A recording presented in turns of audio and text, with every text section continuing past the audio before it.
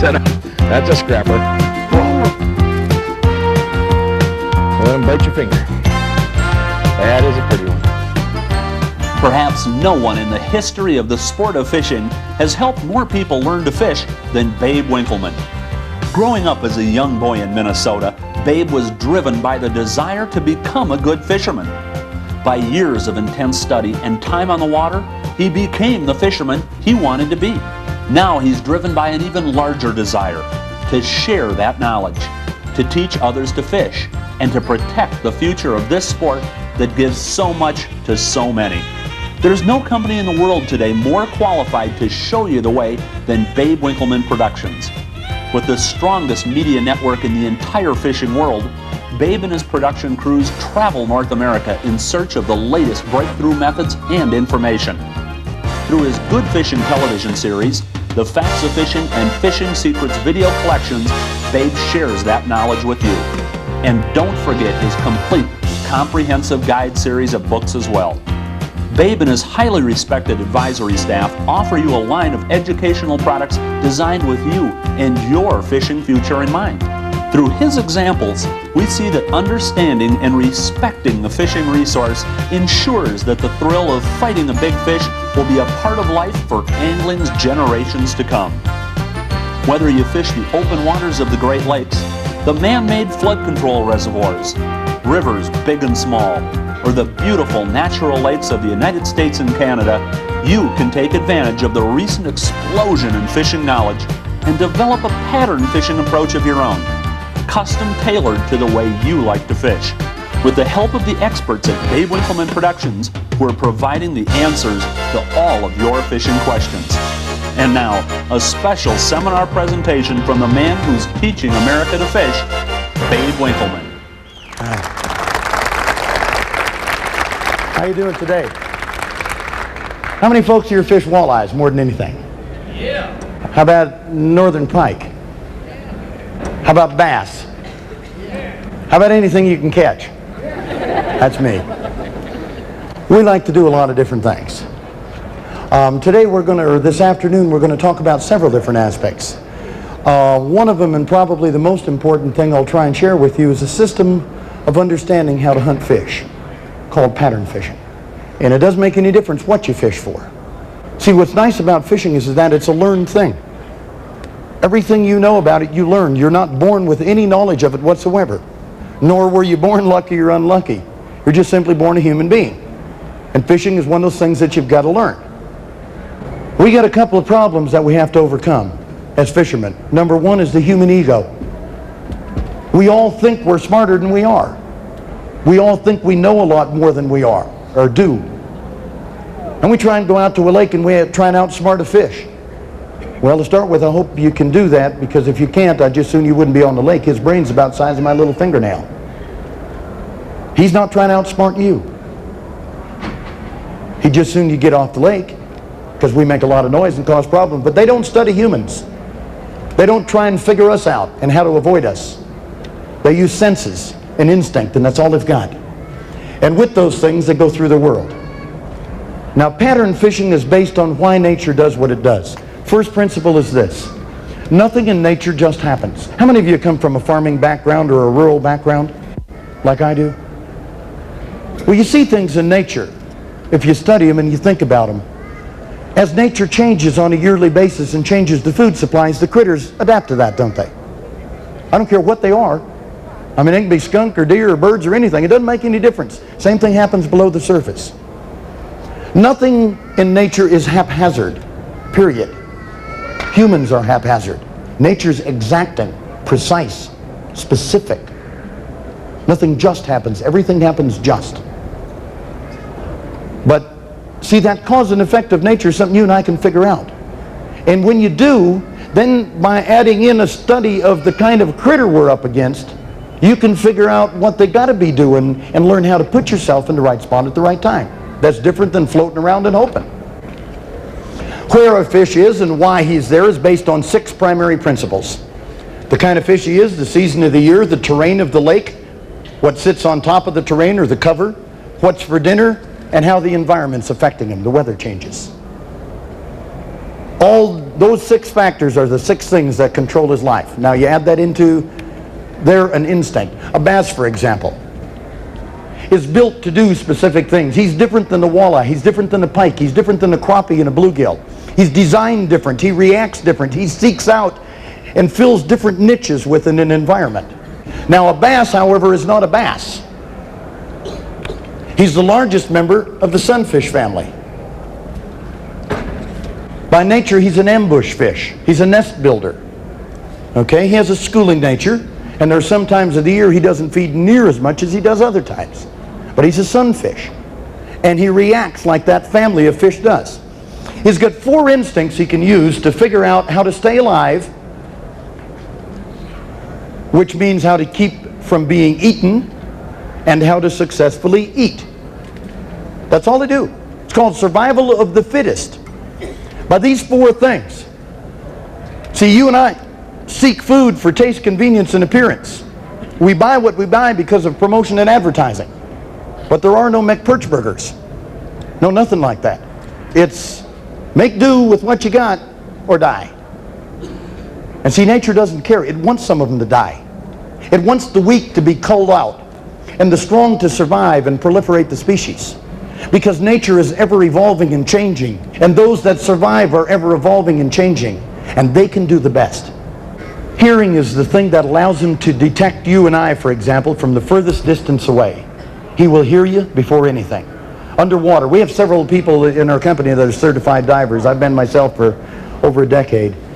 You can't believe how sound travels underwater. 4.5 times as fast through water than it does through the air. It's amplified, magnified, and reverberated down in water. See, you and I have spooked away 10 to maybe 1,000 times more big fish from the areas that we've been fishing than we've ever caught by doing dumb things. Example, if I'm walking through the woods hunting deer and I happen to step on a branch and break it, if there's a deer within hearing range of me, would you believe he'd hear me? I guarantee it. However, it wouldn't necessarily spook him, because everything that walks through the woods, including all of the deer, break branches every day. He knows that sound. It's a normal one to his environment. He knows every single normal sound in his environment. Now put me walking through the woods by that same deer and take a lever action Remington and go click, click. I got a different reaction. Abnormal spells danger. Danger spells screw up one time and you're dead, sucker. Boy, they react differently. And the guy comes out to his favorite walleye spot. He's heard that the sunken island's pretty good. Comes running out there with his outboard. He goes row, row, row, row, about 19 times across. He finds the point. He takes a 30-pound anchor and gives it one of these suckers. Then he says, well, they ain't biting. Or the guy's sitting up there having a couple of brews and got Bon Jovi blasting away in the boat. You know, and they don't even think of what it means. Or the bass fisherman comes sliding into the area and slam dunks the trolling motor. Every fish underwater is looking. They're on alert. The alert says danger. And you spook them. Sneak. Think, sneak. They can see much better than you and I can.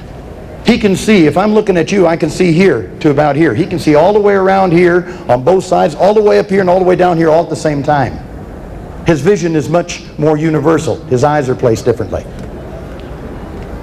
His vision is extremely good at close range. They can perceive, we know bass can perceive over 25 shades of color.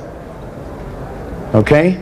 He can see them all. How clear the water is determines how far he can see. At distance, he perceives motion and color perception. At close range, he can perceive anything exacting. And you and I spook a lot of them just by flailing around up there. They also have a sense of smell they're very good at, some more than others.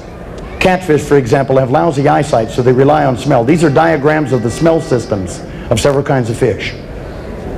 Catfish are predominantly scent feeders. Brook trout, on the other hand, lives in extremely clear water where he can use his eyesight all of the time. He hardly even needs smell. A bass is a sunfish. He doesn't use scent near as much as a walleye does. Walleye, you need live bait most of the time, either hooked with artificials or by itself. Bass, you can fool them a lot on artificials. But notice that a small bass has a very undeveloped sense of smell, and as he grows larger, he utilizes scent more. They become more deep water critters. When they're very young, they're very shallow. and they use eyesight predominantly. But as they get deeper, scent becomes important because they stay in areas where it's hard to see. You ever been fishing where you and your buddy were out there and he was catching all the fish or most of them and you weren't? Ever had that happen? Then you sit there and you say, well, wonder how come? I mean, you can't believe it. The guy's 8 feet away, right? See, pretty soon we start imagining all kinds of weird things because, my God, the man's sitting right here. So you give him your rod and you take his and he still catches them. Now you determine what? That's one lucky son of a gun, right? Fact of the matter is, you might stink a whole lot more than your buddy and not know it. Are you aware of that? Humans have this incredible odor, and we're the only creature of nature who can't smell it. Everything else can very well. And you and I stink a bunch. Through the palm of your hands, you secrete a product called sweat. Sweat is made of protein molecules called amino acids. There are 23 different ones.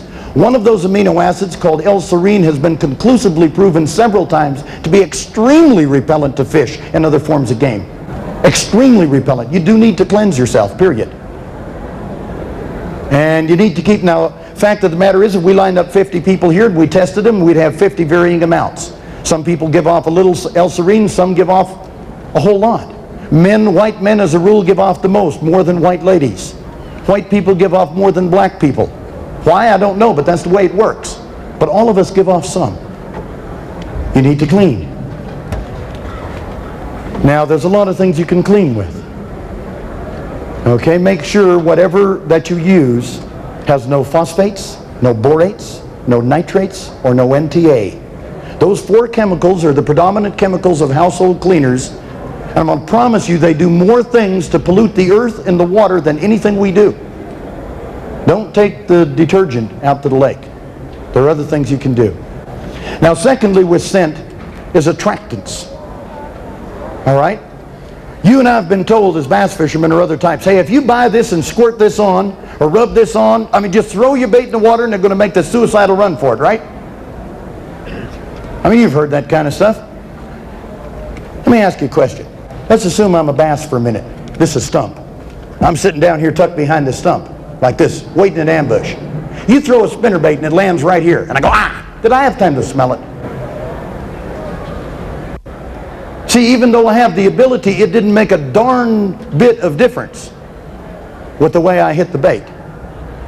Now, if I'm a bass and I'm on a deep water weed line hanging out with a school, and I see a great plastic worm go slithering by, and I sneak up behind that thing, and I go, and I inhale it, scent there could be a difference. Could make a difference. But see, it's in what you do and how you do it. One's called an enticement to strike. The other one is called an enticement to bite. Now, this is a product Lindy's have had out for about 20 years that'll mask the human odor, and it'll also eliminate L-serine. It's also biodegradable. I had nothing to do with the design of that particular product, but it'll do a good job for you. And there are others as well. The fish have a fourth way of finding you and I. The fourth way is feel.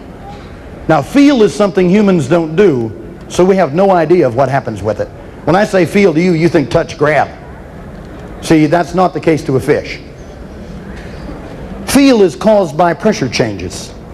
You ever stood on shore and taken a rock and pitched it out into the lake and watched what happened?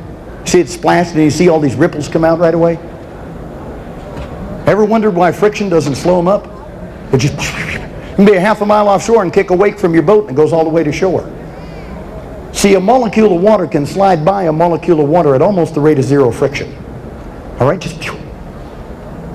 And secondly, you cannot compress water or cut water. You displace it. So if I take my hand and I go through the water like this, I have part the water. A little minnow goes through the shallows, he goes, and he parts the water and he sends out a ripple underneath the surface.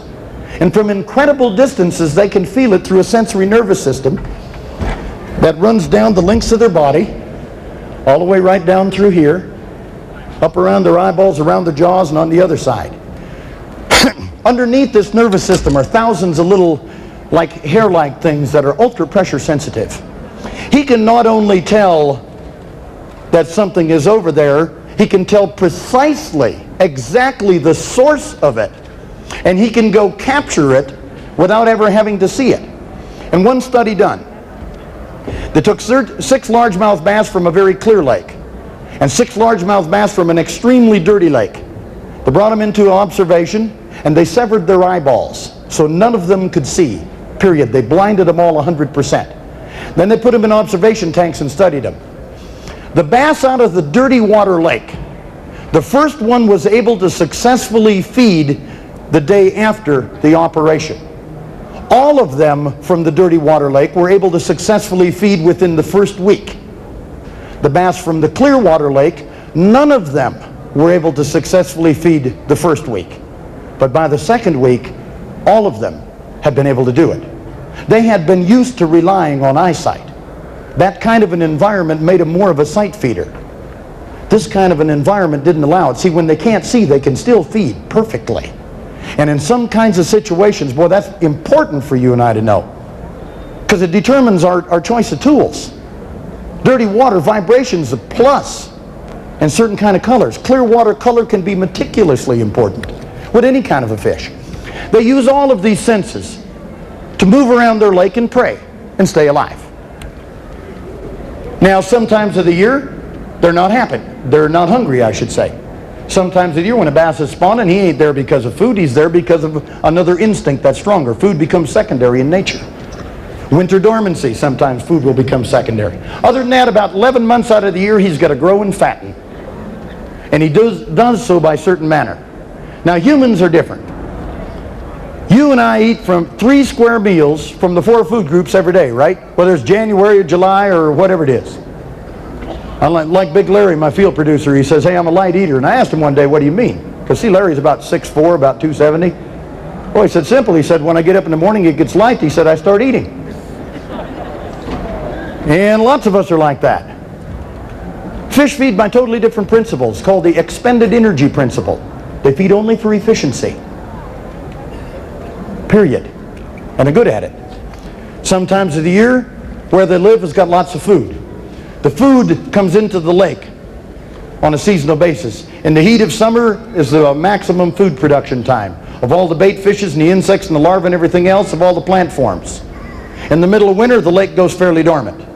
The fish's attitudes adjust to that. In August, when it was dog days, the truth is that's the maximum time of food supply, and they have so many choices that you cannot be sloppy on presentation and catch bunches of them. They got a zillion times more food in August to eat than they can possibly eat. They'll eat anything that'll go in their mouth. They don't care what it is. They don't feed for taste like we do. Food, however, is a lot different. See, the crayfish got to eat too, and so do the perch and the rest of them. And you and I got to think of food from how it operates.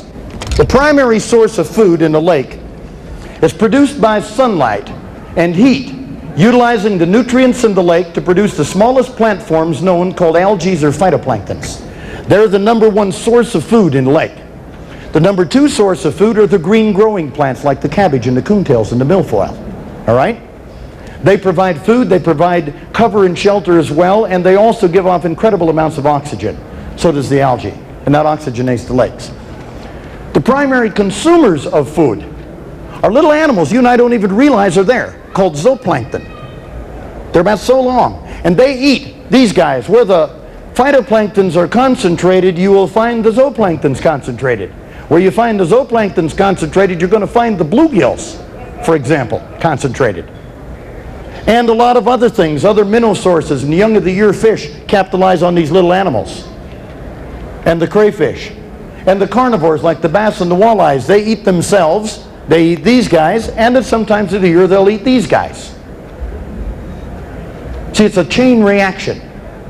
And these things here are bacteria, and when the carnivores die, the bacteria decompose them, turn them back into nutrients that go into the water, and the sunlight takes the nutrients and turns them back into plants again. It's an entire cycle. There is no waste to it. And as that food gets bunched and moved around, they have to learn how to find where it's bunched and capitalize on it. Now you might say, well, this is getting a little complicated, right? See, fishing is easy and it's fun, but it's as complex as nature is. And I can't make it simple or easy. It's just the way it is. Weather moves food. I'll give you an example. I mean, I'll bet you 1,000,000 times in my life I've had somebody come to me and say, babe, what were we doing wrong? Saturday, me and my buddy found these bass back in this area. We just knocked them silly. We come back there Sunday. We threw every dang bait in our tackle box, and we never had a bite. Now, they had to be there somewhere, right? What were we doing wrong? Ever happened to you with bass or walleyes or anything? Let's say I'm out here on Saturday. I got a nice south wind, southeast wind, sliding the algae like so, and they stack up in a wind current. They stack up at the backside here in the wind eddy. The food's concentrated, the bass move around here, and they just pig out on it. Now let's say I go out there Sunday and I got a wind coming from this direction. What are the bass going to do? See, they don't have a choice. You and I don't give them credit for having intelligence and understanding how to utilize their environment, but they're very good at it. They see every little change. They live with it every second. And they're good at it. Now we got to learn, number one, how to not only find the area of the lake that we're fishing, but how to position ourselves within that area so we can present our bait to the fish. Question, maybe you've been told this. How many people here have ever been told that here's the key to fishing, you got to find some biting? What happens if when you get there they've already fed? Little tough to find them biting, ain't it? Do you know that 19 out of 20 times, if you're an average human being, that's what you're going to run across? You don't catch skinny fish with the ribs sticking out and their eyes sucked in, do you? They're fat and they're healthy and they're sleek and they got 1,000 times more food out there than they need. And they're real good at it. See, anybody can catch them when they're biting. You can do dumb things and they'll chase your bait down. The trick is figuring on the 19 out of 20 times how to catch the ones that are full. That's different. See, here's how you catch full humans. And they've done it to you, and you didn't even know it. How many people here have ever been to a restaurant or a nightclub or a supper club like that, where you went out and had a meal? And then you come up to the cash register to pay your bill, and you give her the money, and you're standing there, and you look down for a toothpick, and what sits in that little basket? They ever got you? See, now the mint companies had a tough job. They had to figure out how to sell you food when you were full. Here's what they found out. You wouldn't eat a meal. You'd eat only a tidbit. It had to be placed super conveniently right in front of your nose. And it had to stay there for a long enough period of time to tempt you. That's how you catch full fish. Which means, if I'm dealing with a hungry bass here and I throw a spinnerbait and he feels that blade vibrating, he might come 25 feet to get it. But if he's full, I better throw it right to his mouth, or he ain't going to move. And then I might get him to bite it. See, it's a lot different thinking. Approach is critical. Tools are also critical. How you use tools is called technique. Part of how you use tools is determined by what you come across. This is an underwater weed line drop-off to a bass. There it goes off over the edge into the murkiness of it. And see, when I say weeds, this is kind of thing that comes to mind, ain't it? Big clumps of this green growing stuff. You got to get more precise than that. There are a lot of kinds of them. And they do specific things and they grow in specific areas in the lake. And the bass know that. And at certain times of the year this weed is good and certain times this is good, etc., etc. There are good and bad forms of cover. All weeds or anything that sits on the bottom is cover. This is cane. That's cane. Or cattails. See, if you look at it above the waterline, it looks the same, doesn't it? But see, you look at it below the waterline, this will hold big bass on a cold front day. That'll hold them all the time through summer. This will only hold some fish, and usually small transient fish, on good weather days. See, on the bad weather days, they're doing something too. If you don't look at cover in the form of good and bad, you're not going to find it. Dad said lily pads. Man, you can smack the bass in the lily pads. A lot of times there are no bass in the lily pads. If it's too skinny of little pad bed and no lead-in cover, they won't be there. If there's a lot of good cover, a thick pad bed, they will. Now when they feed here, they're going to feed in those little tiny pockets. When you come into a bay like this, the guy says, well, it's a weedy, shallow bay. The bass says, hey, a lot of different things here. When the bass first comes in here a week after ice out, who can tell me where he's going to be? Within 2 feet of shore, all the way around it. The shore acts like a solar heating panel and warms faster than the water. Heats the water right next to shore in the calmest area the fastest. Algae start to bloom, food starts to be concentrated. And the first place you'll find any amount of food is right there. Now within a week, that starts to change. You'll start having them in the timber. Within a couple of weeks, some of them will start spawning. They'll go back into the lily pads and fan away the root systems and spawn on those. Within 2 weeks or so after they're done spawning, the bullheads will go into the vallisneria and the wild rice grass, and they'll go into spawn. And the big female bass will come in back in there to feed on those guys. And about the same time, the pumpkin seed sunfish will be spawning in the reed beds, and the bass, some of them will move over there. And as this thing changes, there's a lot of things happen. See, if you come into this bay and fish the lily pads, most of the time you're not going to be fishing the bass. They use that cover very well. Now, environmental things affect how they use it. Early morning, most of the light is reflected. They can move out of cover. They will become more aggressive. Low light says opportunity to attack and ambush to every creature that exists. You don't see deer running around all day long. See them capitalizing. You see fish doing the same things. Here I'll start with baits that really allow me to cover a lot of water, because I know I'm dealing with, as a rule, more aggressive fish. Middle of the day I'll come out there. Bright sunlight. I know now if I'm going to catch him, I better go right inside of it. I better make that bait drop right here. So he'll still be there, but he's going to use the cover differently. Now you can throw a spinnerbait and have it land here and he won't even move. And you'll fish right past the fish. You won't even know that they're there. We do that so much, it's amazing. This is the best form of weed known. It's called cabbage. But it grows in deep water and forms edges, different kinds. This is called a weed wall. A flat and then a quick drop off. The weeds will grow like this. The higher up on the outside the bass positions himself, the more aggressive he is. The lower and the more inside, the more negative he is. Where he is and what he's doing will determine the kind of bait you use. But see, positioning here, you got to think about it. If I'm fishing a weed wall, I'm better off if I parallel the drop-off edge and throw my cast this way so I can fish for him, him, and him all at the same cast. If I'm casting perpendicular, I get a crack at him and that's it. Now on a weed taper, that's different. Here, I'm best off fishing in perpendicular. You need to think in terms of efficiency, high percentage.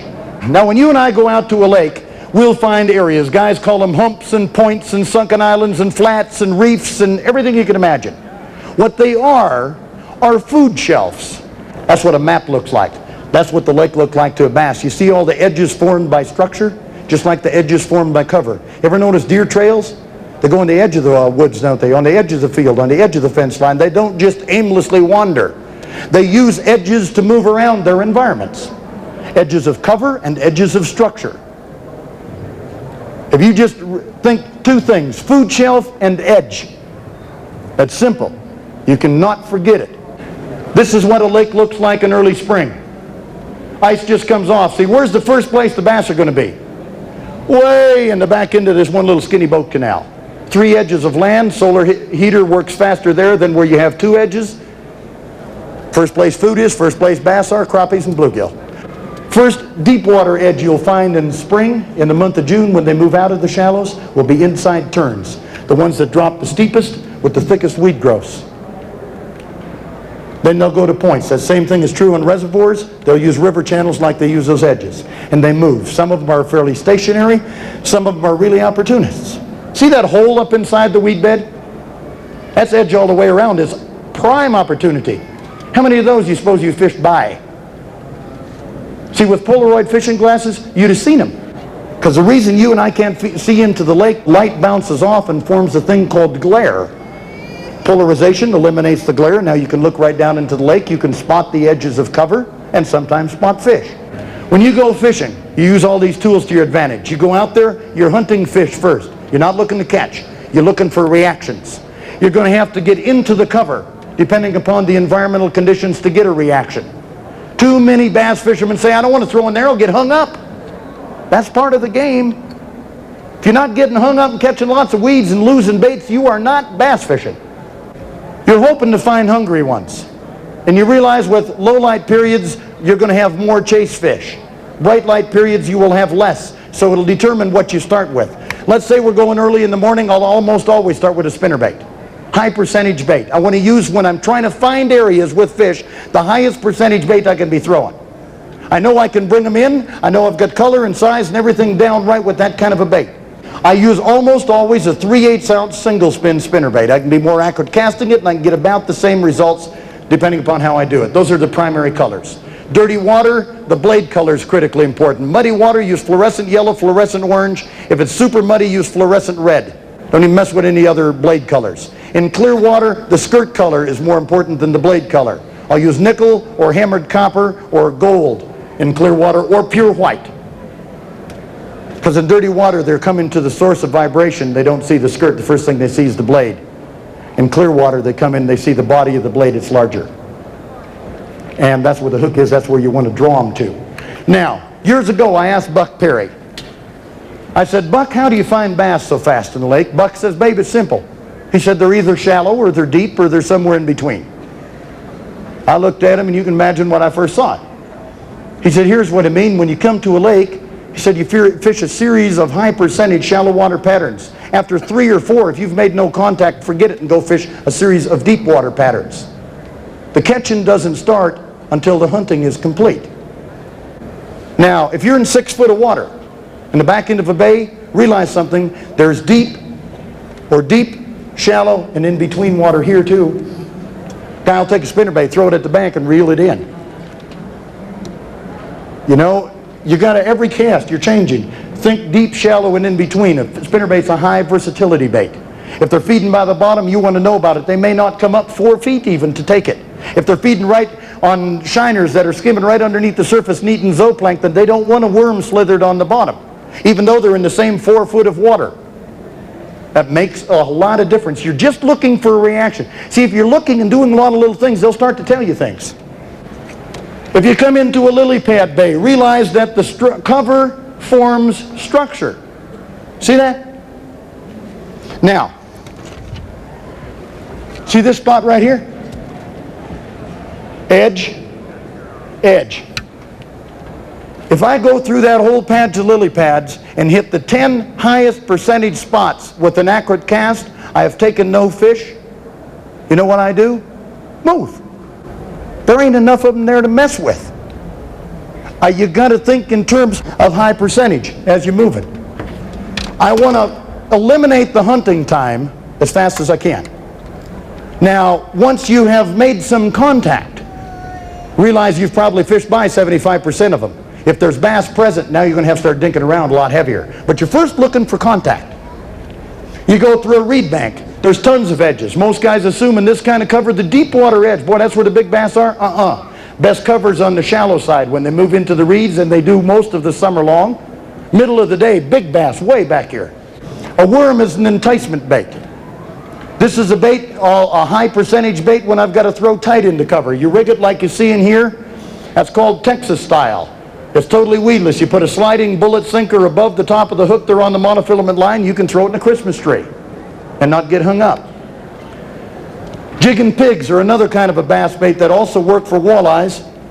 This is a new one I designed for Lindy's last year. You put pork on them, plastic on the back of them, or you can put live bait on the back of them. And they're also very weedless. Depending upon how the bass are will determine your selection of initial baits. If they're aggressive or holding tight to cover because of bright lights. If it's midday, you're going to have to realize he's tight inside of there. So when your bait comes down an edge, if you just retrieve, it'll come off like a pendulum. And it will not follow the edge down. If it doesn't follow the edge down, you will fish by 95% of the fish. Now you got to concentrate and work on it a little bit. You get a lot of types of cover you and I don't think about. Boat docks are great places to fish bass. Middle of the day, all the water skiers are out here on the lake. I'll go back on the docks where they've tied up from and just smack big bass out from underneath them. Lots of times. Middle of summer, when the bass get under the docks is the middle of the day, not mornings and evenings. Always bright light. Now with that kind of cover, there's good and bad. This boat dock over here has only got so many edges. Look at the amount of edges on the T-shaped dock. Notice the docks where the deep water comes closer. Notice the ones with the cover in front. The boat docks with wood posts will have more fish than those with steel posts. The closer the slats are together, the lower the dock is, the wider it is, the more fish it's going to hold, etc. High percentage, low percentage cover.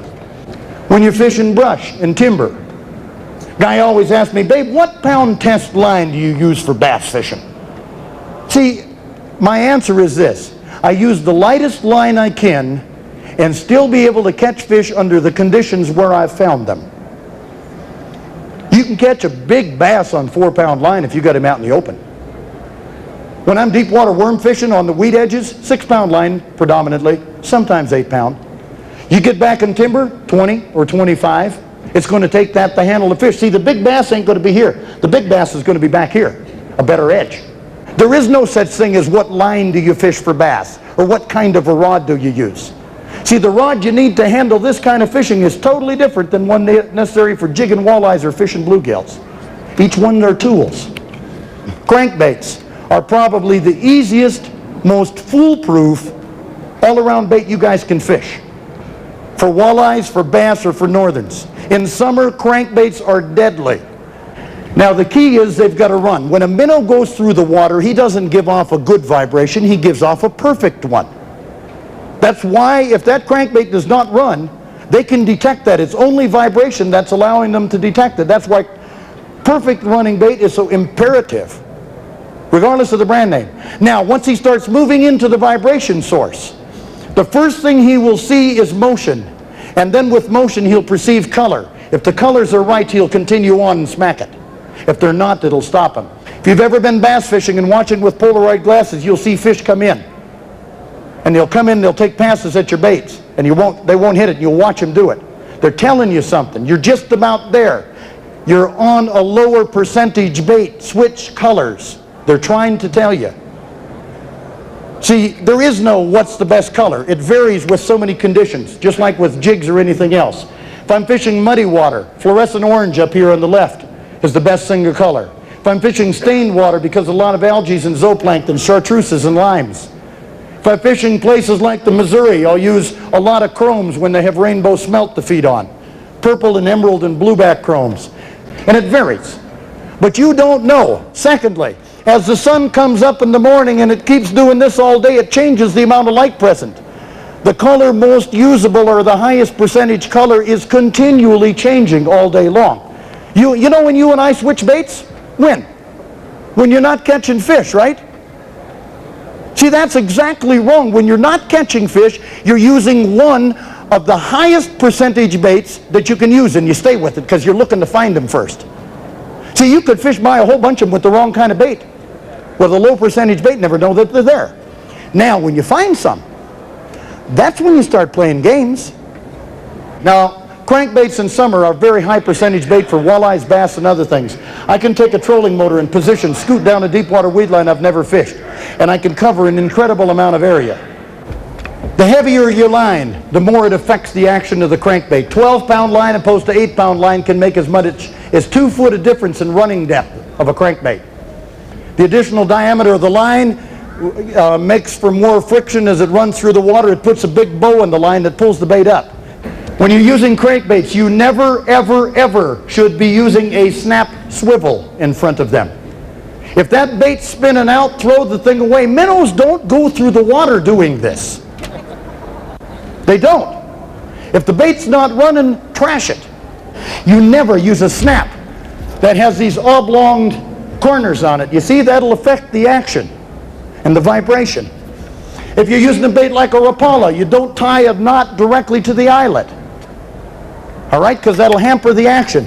You tie either a loop knot, and there's only one good one called a granny loop, or you use a small wire snap that's completely round on this end.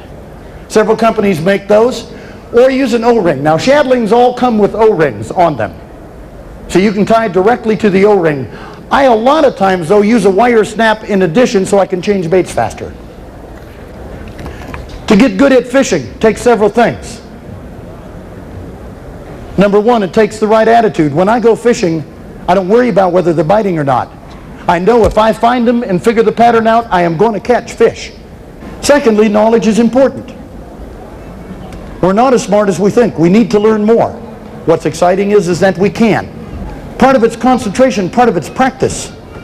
See, here's the problem, though. We're told a lot of lies, and we try and do things with bad information. Not lies, just bad information. Dad says practice makes perfect. You ever heard that? How many people have? Do you know that's not true either? Here's the difference. Perfect practice makes perfect. You can spend a whole cotton picking lifetime doing the wrong things and get real good at catching no fish, can't we?